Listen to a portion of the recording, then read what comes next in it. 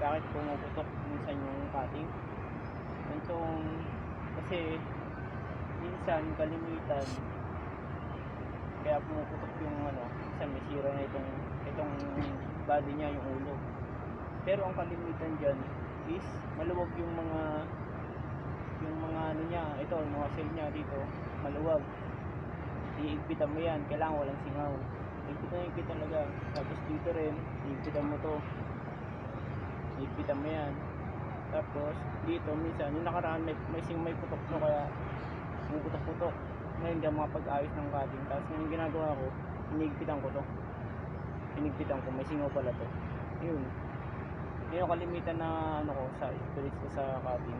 Kasi yung pinag-aaralan ko talaga kung bakit na yung nakaraan may pumutok-putok to. Ngayon wala na. Tapos linisin mo yung nozzle mo. Linisin mo yan. Alam mo, linis lagi. Yun lang, kailangan yun lang, ma-suggest ko lang na bakit mo yung ating cutting. Sana nakatulong. Sana matulungan nyo rin ako. Follow nyo ako sa YouTube. Bye bye.